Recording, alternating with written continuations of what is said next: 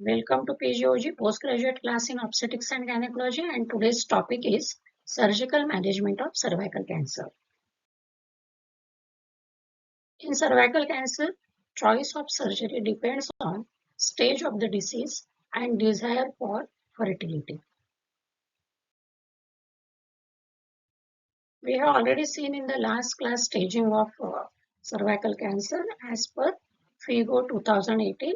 This is a quick revision so that for surgical management, we need to remember the stages. Stage 1 is limited to cervix. Stage 2 is extension to the upper two-third of vagina or parametrium. Stage 3 is lower one-third of vagina or up to pelvic wall, parametrial involvement or lymph node involvement, either pelvic or para-aortic.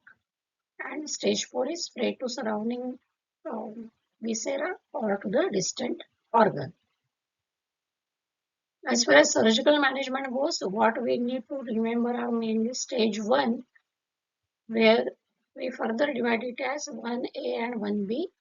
1A is microinvasion less than or equal to 5 millimeters, which is further divided as 1A. 1 is up to less than or equal to 3 millimeters and greater than 3 millimeters is stage 1A2. Now this staging we need to remember, and for postgraduate students it should be by heart, so that what I recommend is you should have this staging chart in your room on the wall, so that on daily basis you need to see this staging. There should not be any confusion as far as staging, this new staging of cervical cancer goes. Stage 1B is divided as per the size of the tumor into B1, B2, B3 as less than 2 centimeters, 2 to 4 and greater than or equal to 4 centimeters. These are the mainly the 1A and 1B, where we discuss about various options of surgery, and some select cases of 2A also surgery can be offered as the primary treatment, whereas from 2B onwards to stage 4, chemoradiation is usually the first line of treatment.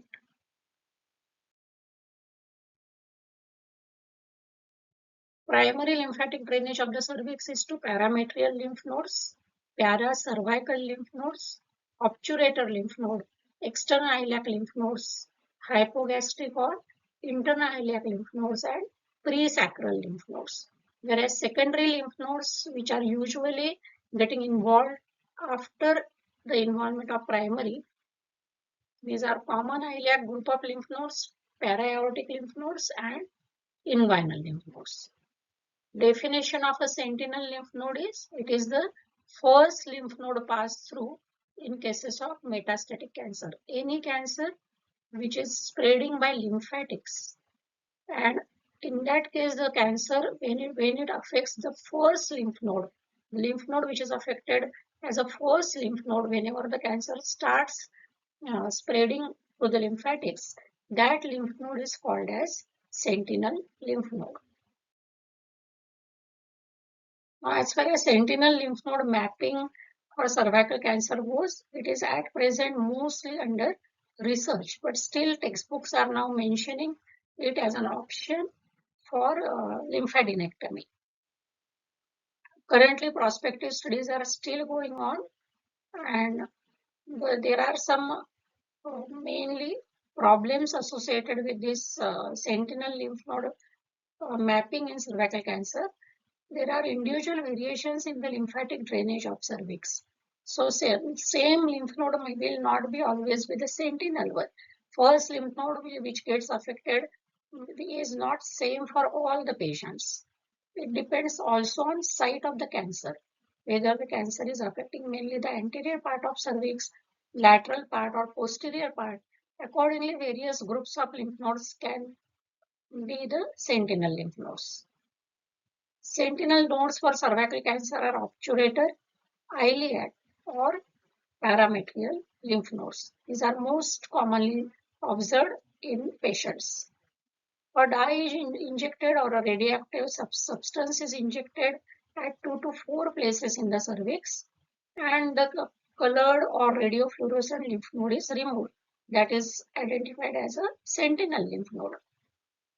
Now, whenever we want to study this lymph node under microscope, frozen section is less reliable. What is recommended is one has to do a pathologic ultrastaging. Meaning of this is multiple thin sections of the lymph node are taken and studied under the microscope.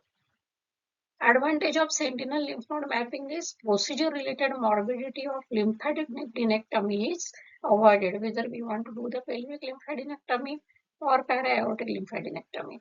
Procedure-related morbidity is always a possibility that can be avoided if we can proceed with a sentinel lymph node mapping, but it is not still a widespread practice at present for cervical malignancy.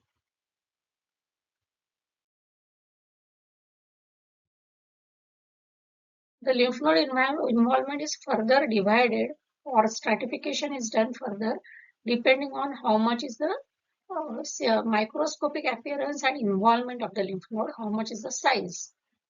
For that, for cervical malignancy, we see pelvic and para-aortic lymph nodes, and CT guided FNAC can be taken, fine needle aspiration cytology, or laparoscopically guided lymphadenectomy or lymph node biopsy can be done. If that biopsy shows presence of involvement of the lymph node with a size greater than 2 centimeters, then it is called as macrometastasis. If the involvement of the lymph node is less than or equal to 2 centimeters but greater than 0.2 centimeters, this is a definition for a micrometastasis of a lymph node. Whereas whenever the lymph node examination under the microscope shows presence of less than or equal to 0.2 centimeter area of the cancer cells, then it is labeled as isolated tumor cells. Now, as far as cancer, cervical cancer goes, this macrometastasis as well as micrometastasis both are included in the staging. Even presence of micrometastasis also is sufficient to stage the disease as stage 3C for cervical cancer as per the latest 2018 staging system. Whereas isolated tumor cells do not change the stage, but still it needs to be mentioned by the pathologist.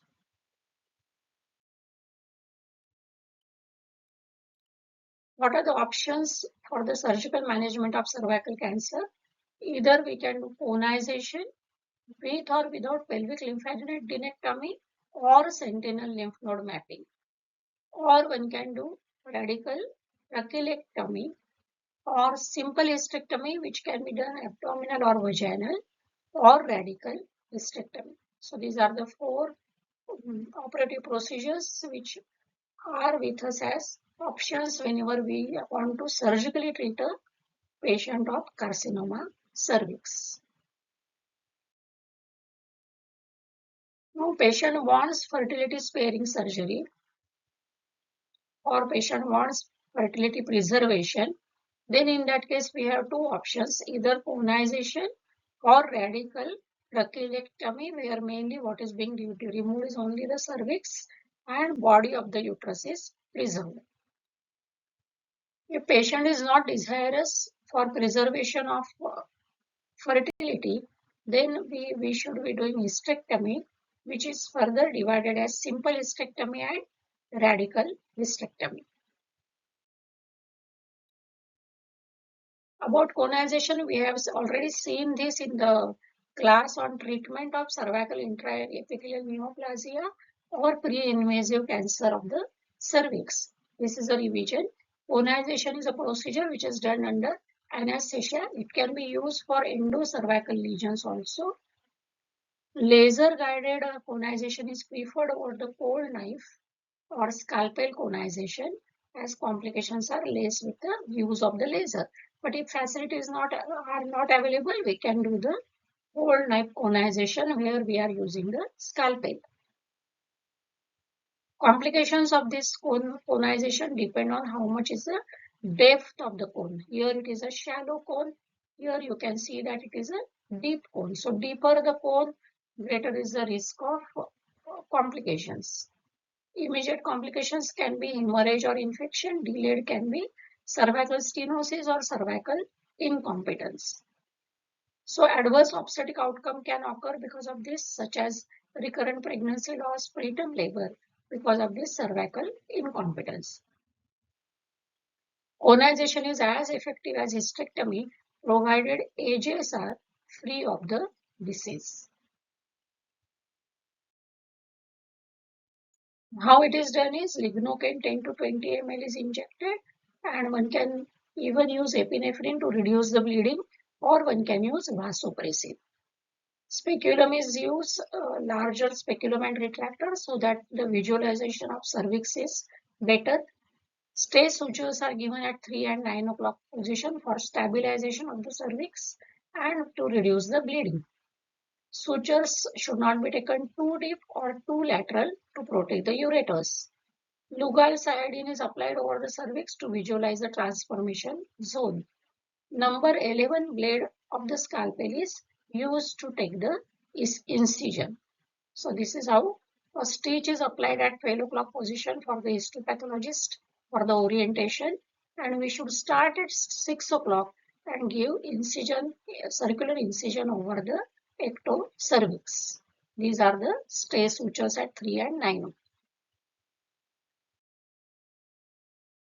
After giving a circumferential incision over the cervical stroma, tissue is grasped with Ellis tissue forceps, one anterior and one posterior, and then cone is excised with either scalpel or scissors. Post-conization, endocervical curettage should always be done. It has more accuracy as compared to the tissue margin for the to decide the completion of the this procedure conization for the either pre-invasive or for invasive early invasive cervical cancers. So ECC endocervical curettage is mandatory. To reduce, we can take hemostatic sutures or cauterization can be done to erase the bleeding. Matrix sutures can also be taken to draw in the vaginal flaps. These are called as turned off sutures to erase the bleeding. Indications for conization in invasive cancer is mainly to diagnose microinvasive carcinoma. Punch biopsy cannot differentiate between a pre-invasive, microinvasive or invasive cancer. So to differentiate between these, we need a cone biopsy only. To diagnose as well as to treat stage 1A1, we have already seen 1A1 is when invasion is less than or equal to 3 millimeters. Conization is curative for this stage, that is stage A1, stage 1A1 with no lymphovascular invasion. That is important. This is curative provided cone margins are free, and post-conization endocervical curettage is negative. In selected cases of stage 1A2 and stage 1B1, in these cases also conization can be done as a surgical choice of treatment for cervical cancer with pelvic lymphadenopathy. Stage 1A2 will be greater than 3 but less than 5 millimeter microinvasion, and 1B1 is greater than 5 millimeter but the size of the lesion is less than 2 centimeters. For these two stages also we can, in selected cases, consider the option of conization along with pelvic lymphadenectomy.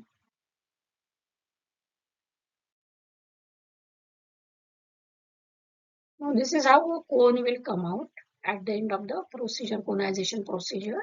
So criteria that it is a curative treatment for stage 1A1 with no lymphovascular invasion is if the cone margins are free of the malignancy, and second more important is negative endocervical curettage. So these are the two criteria we should remember. Then only we can say that it has been a curative surgical treatment for stage 1A1 disease with no lymphovascular invasion.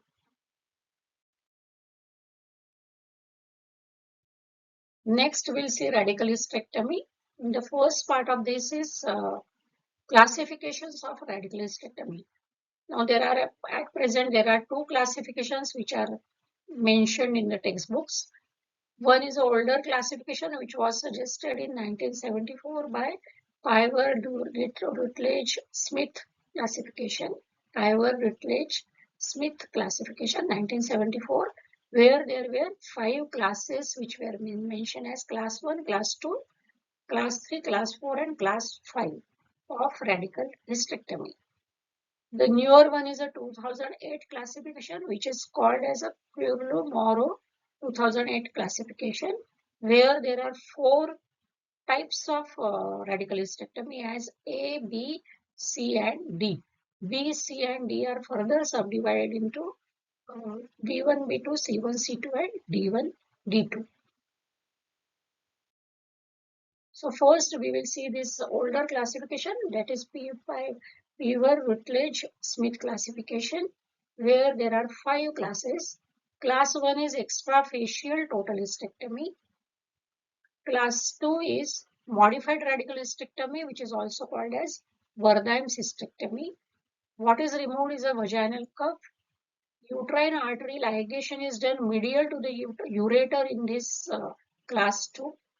1/3 to half of the cardinal ligament and half of the uterosacral ligaments are removed, and pelvic lymphadenectomy is done.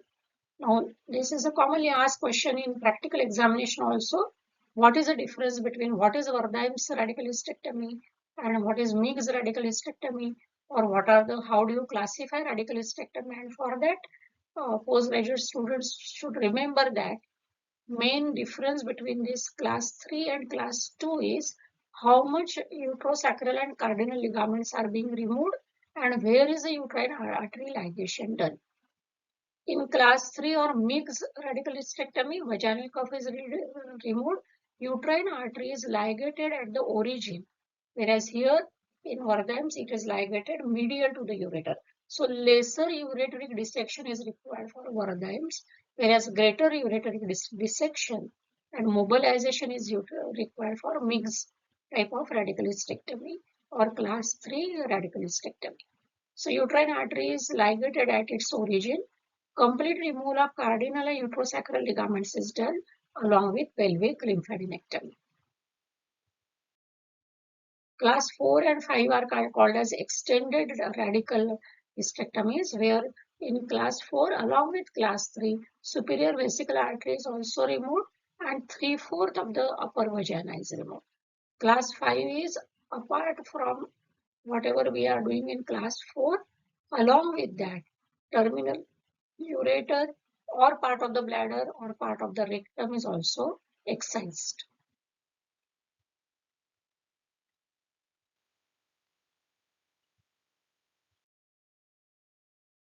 This is diagrammatically, we can see the difference between class 1, 2 and 3.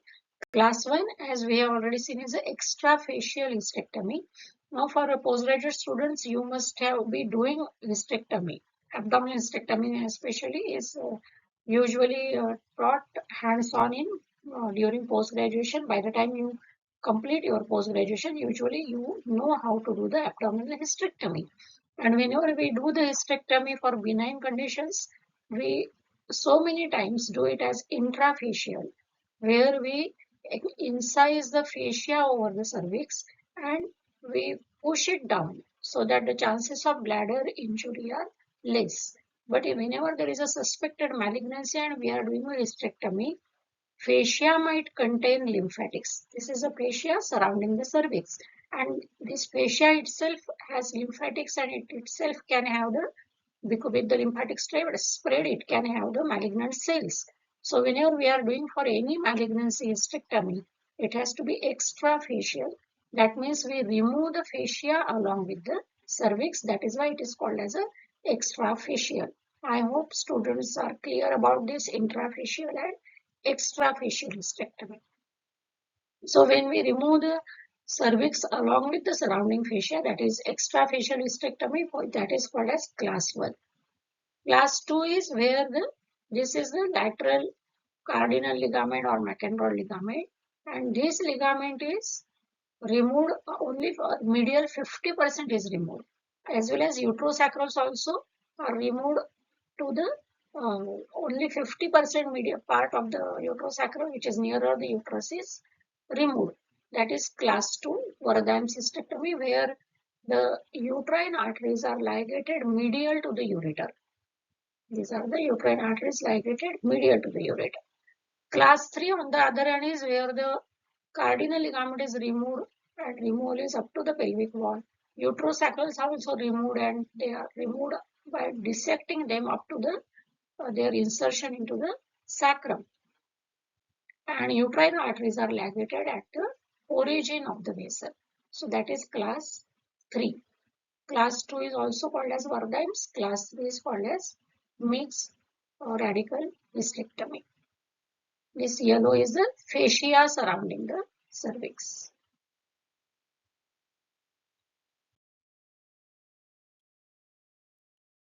Second classification is Querlo-Morrow 2008 classification, where it is divided as type A, B, C, and D.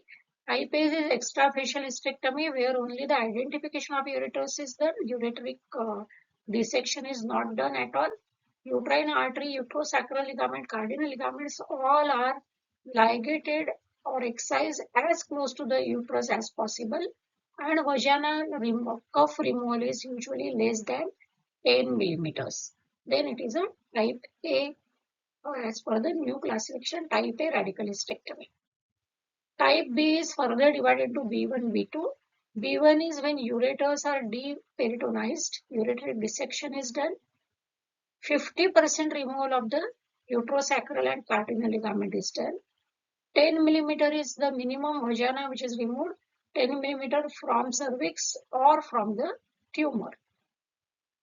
B2 is everything in the B1. Along with that, paracervical lymph nodes are also removed in the B2. Coming to type C, it is also divided as C1, C2. In C1, complete ureteric dissection is done. Mobilization of the ureter is complete. Complete removal of uterosacrals and cardinal ligaments is done. Now, complete dissection means ureteric tunnel is also dissected, where what we are mainly dissecting and where we are doing the dissection is in the this vesico-uterine ligament. It is a vesico-uterine ligament which forms the ureteric tunnel, and complete dissection of that tunnel is also done in this type C. That helps us in complete removal of the uterosacral and cardinal ligament, as well as removal of the this anterior vesico-uterine ligament also. 15 to 20 millimeter of the vagina from cervix or from tumor is removed. But in C1, reservation of autonomic nerves is done. That is why it is called as nerve sparing radical hysterectomy. C1 is nerve sparing radical hysterectomy because the technique is modified so that there is a preservation of autonomic nerves. C2 is same as C1, but preservation of autonomic nerves is not done in C2. Type D, D1 is full removal of cardinal ligament up to the pelvic bone and removal of hypogastric vessels also. That is D1. D2 is apart from D1, that is removal of hypogastric vessels is done. Along with that, resection of surrounding muscles and fascia also is done over the lateral pelvic wall. Now, advantages of this new classification of radical hysterectomy is nerve sparing radical hysterectomy, that is type C1, has less bladder, sexual and colorectal dysfunction. What is done is identification of autonomic nerves is done at sacral promontory, and their preservation at cardinal ligaments is done while doing the radical hysterectomy. It is this modifications are associated with less procedure related morbidity, and that is why this newer classification is at present followed all over the world for radical hysterectomy. Next procedure is trachelectomy, which is called as radical abdominal trachelectomy, which is the main fertility sparing surgery along with conization. First step in the surgery is frozen section of the pelvic lymph nodes is done, and if that shows positive lymph nodes, then the procedure is abandoned. Trachelectomy is abandoned, and one surgeon proceeds with the radical hysterectomy. In trachelectomy, removal of the cervix is done, and it is usually the incision is given for the removal of the cervix 5 mm below the internal os.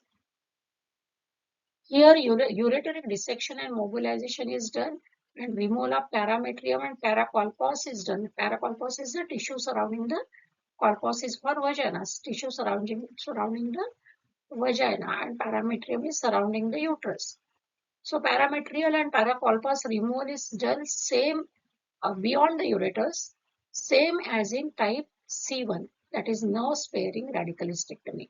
That is why it is also called as a trachelectomy, is also called as a radical trachelectomy, because we are removing the surrounding parametrial tissue, and paracolpos is also removed, and nerve sparing technique is used where there is a preservation of autonomic nerves. Vagina is removed, upper edge of the vagina up to 1 to 2 centimeters of the vagina is also removed along with the excision of the cervix.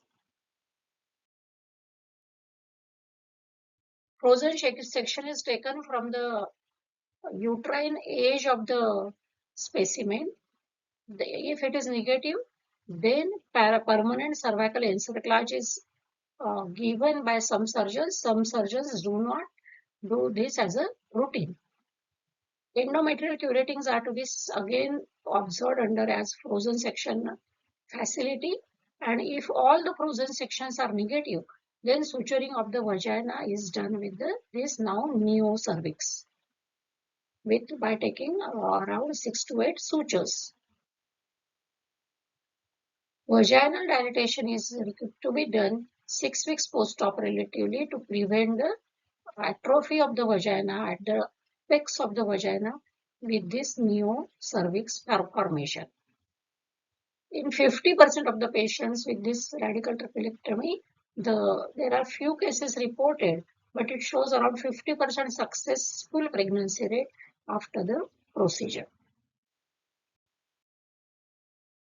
Now this is diagrammatically, we can see which tissues are being removed in this radical trachelectomy as a fertility sparing surgery.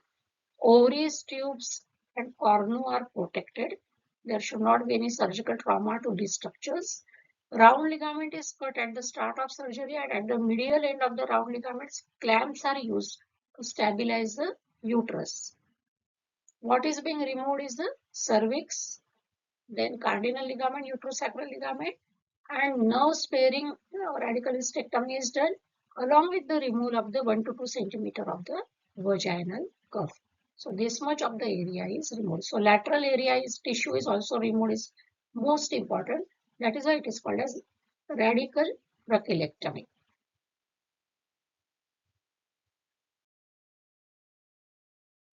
Coming to the stages of CA cervix and choice of surgery, for stage 1A1, that is microinvasion less than or equal to 3 mm with no lymphovascular invasion, simple hysterectomy, either abdominal or vaginal can be done, or conization can be done. Simple hysterectomy will be extrafacial hysterectomy, as I have already told you that whenever there is a malignancy, we should always remove the surrounding fascia over the cervix. That is why it will be called as an extrafacial simple hysterectomy.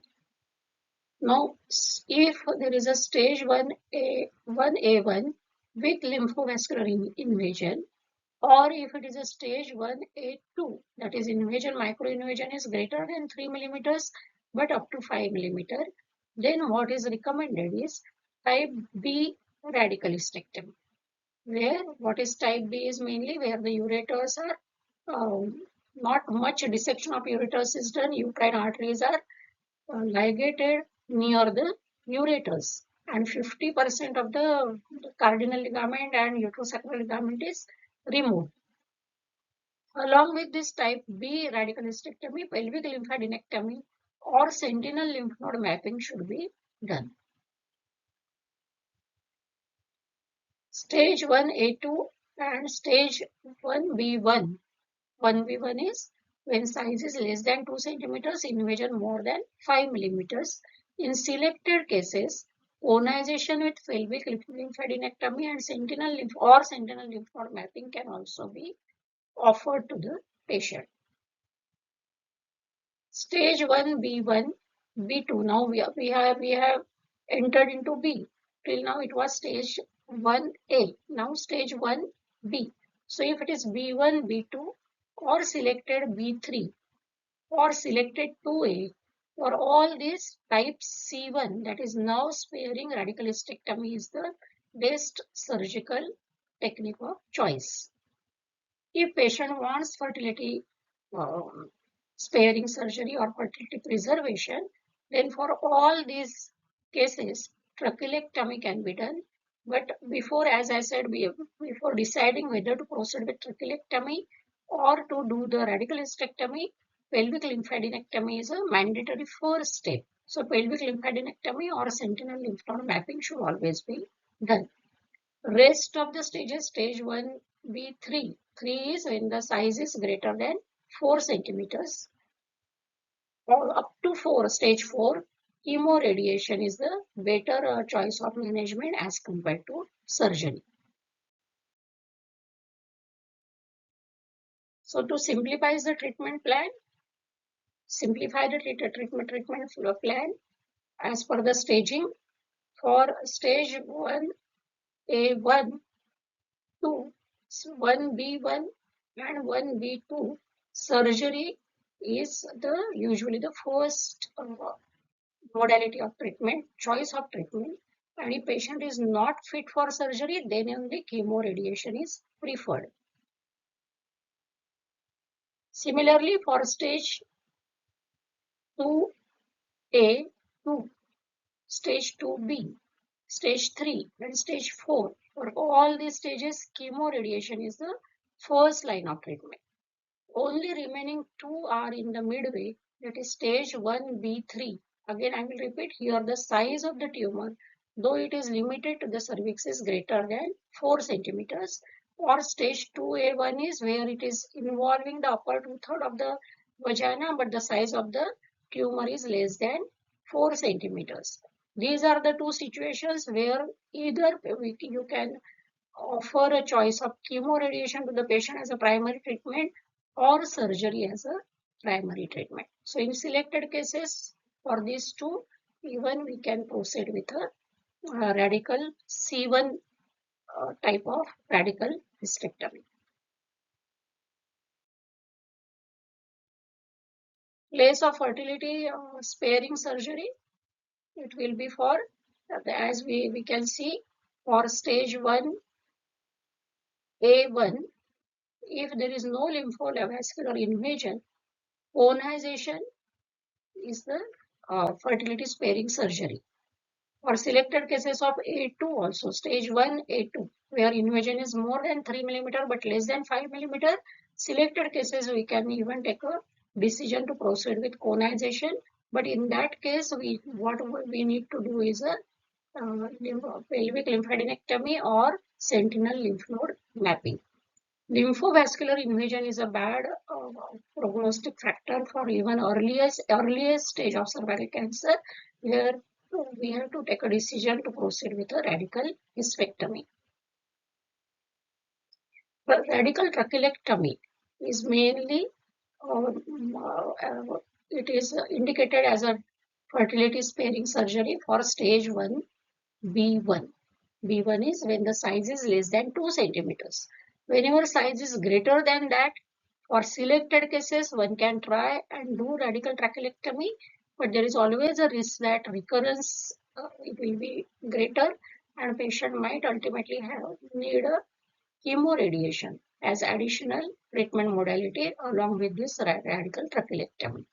It should always be done along with lymphadenectomy or sentinel lymph node mapping. So, ideal situation for radical trachelectomy, best staging for radical trachelectomy is stage 1B1, where the invasion is greater than 5 millimeters, but the size of the tumor is less than 2 centimeters. That is why I said that this staging should be at the tip of the tongue for all postgraduates. Then only you can remember further which treatment modality to be selected for which stage. Advantages of surgery over chemoradiation are there is a better quality of life after the treatment. Radiation-induced complications are difficult to treat. For example, if patient has got radiotherapy-induced sacrovaginal fistula, it is a difficult one to operate and treat the patient, because what is happening with radiation is there is a damage to terminal vessels, and that is why there is a sloughing of the cervical bladder tissue. And because the vascularity is less, healing after the uh, surgery for vaginal fistula will also might not be successful. Surgery might fail, and that is the reason why uh, complications do occur with this radical hysterectomy and other procedures also, trachelectomy also. But usually these can be treated surgically, whereas radiotherapy-induced complications are difficult to treat. Fertility preservation is possible when, especially in a very early stages of cervical cancer, if patient is desirous for that, with the surgery as a surgical option, which won't be there with the option of chemoradiation. Though ovarian extrapelvic transposition has been tried, it is seen that the ovarian function remains normal only in 50% of the cases after the ovarian extrapelvic transposition.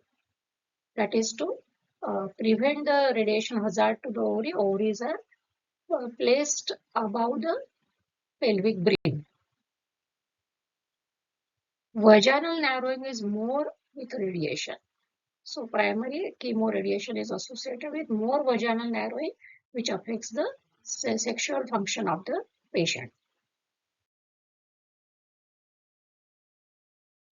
Minimally invasive radical surgery is being tried, and if we see the um, research papers or publications, there are so many publications where these are being used either with the help of laparoscopy or robotic surgery. But present evidence is against it. It has been seen that chances of recurrence are higher with the minimally invasive radical surgery as compared to the open surgery, which might be because of the greater spread of the disease with the pneumoperitoneum. This is that is or more handling of the uterus with the uterine manipulator while doing these surgeries. But the disease-free interval is less, chances of recurrence are more, and it needs at present it needs further research. Thank you so much.